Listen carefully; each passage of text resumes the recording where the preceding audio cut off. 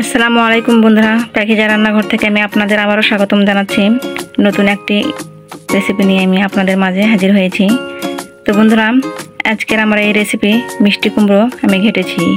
তো বন্ধুরা, আমার এই মিষ্টি কুমড়া ঘাটি কীভাবে আমি ঘাটলাম কত সহজে, সেটা আমি আপনাদের মাঝে এবার শেয়ার করব। তাহলে চলুন বন্ধুরা, কীভাবে আমি এই রান্নাটা করেছি আপনাদেরকে দেখিয়ে দিই। বন্ধুরা, আমি মিষ্টি কুমড়া ঘাটি করার জন্য এখানে মিষ্টি কুমড়া পাতিল উঠিয়ে দিচ্ছি।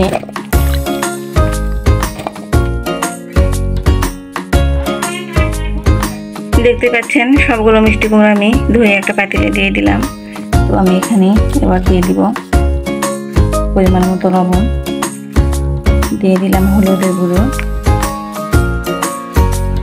দিয়ে দিলাম আদা রসুন বাটা এবং সঙ্গে দিয়ে দিচ্ছি আমি পেঁয়াজ আর কাঁচামরিচ কুচি। আমি একই সঙ্গে দিয়ে দিলাম একটি মাছের মাথা। এবার আমি দিয়ে দিচ্ছি পরিমাণ মতো তেল। বন্ধুরা, এবার আমি এটা হাতে মেখে নিব। হাত দিয়ে একটু হালকা মেখে নিয়ে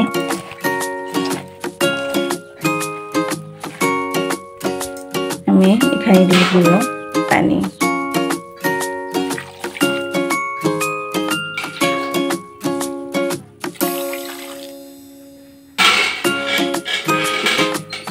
পানি দিয়ে দেওয়া হয়ে গেল।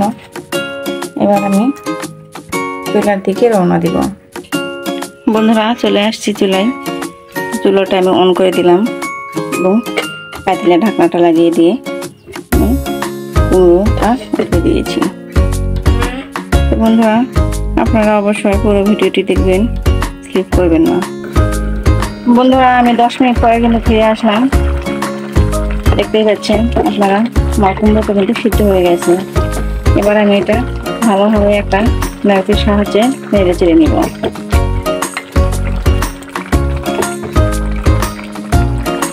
আমি একটু সময় নিয়ে এই কুমড়োটা ভেঙে নিব এভাবে।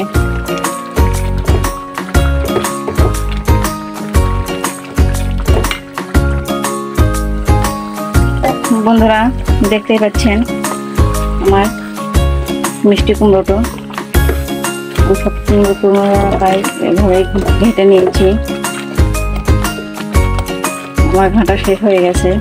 আপনারা যদিও এটা মিষ্টি কুমড়া, তো অবশ্যই মিষ্টি আপনারা যদি চান তাহলে আমি ওখানে মিষ্টি অ্যাড করতে পারেন।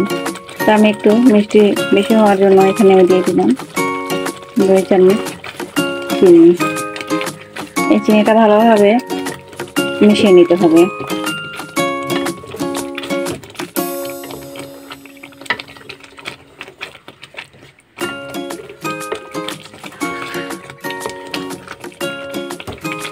কুমড়োর সাথে মিষ্টিটা ভালোভাবে মিশিয়ে নিলাম। এবার আমি কুমড়োটা বাগার দিয়ে দেব। আমি এখানে একটা ফ্রাই প্যান নিয়ে নিলাম। আমি এখানে দিয়ে দিচ্ছি পরিমাণ মতো তেল, দিয়ে দিচ্ছি আমি পেঁয়াজ কুচি এবং রসুন।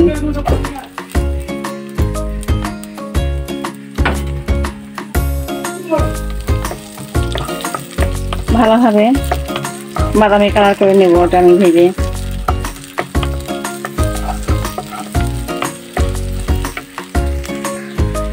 পেঁয়াজ রসুন আমার হালকা বাদামি কালার হয়ে এসছে। এবার আমি দিয়ে দিচ্ছি এখানে 5 ফোড়ন।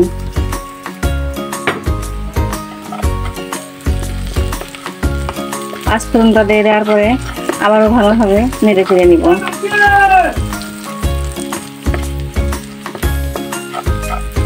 বন্ধুরা, আপনারা যদি চান তাহলে অবশ্যই মিষ্টি কুমড়ো ঘাটিতে কিন্তু তেজপাতা দারচিনি ব্যবহার করতে পারেন। আমি এখানে কোনোটাই ব্যবহার করিনি।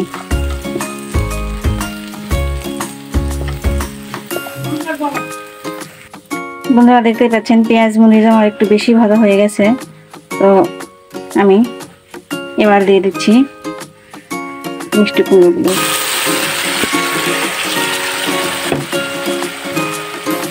ভাতটা আমি এখানে দিয়ে দিলাম এবং দিয়ে দেওয়ার পর খুব ভালোভাবে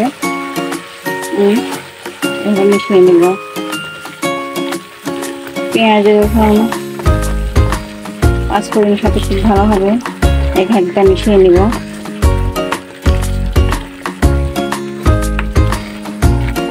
যতক্ষণ পর্যন্ত একটু আঠালো ভাব না হয়ে আসতেছে ততক্ষণ পর্যন্ত আমি এভাবে নাড়তেই থাকবো।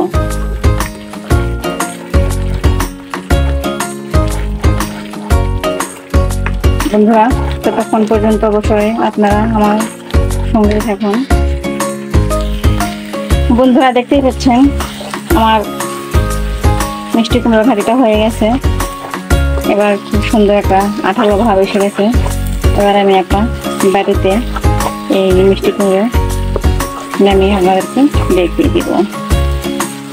তার আগে বলে দেই বন্ধুরা, আমার এই রান্নাটা যদি আপনাদের ভালো লেগে থাকে অবশ্যই আমার চ্যানেলটাকে সাবস্ক্রাইব করবেন এবং বেশি বেশি লাইক শেয়ার কমেন্ট করবেন। ভালো থাকবেন।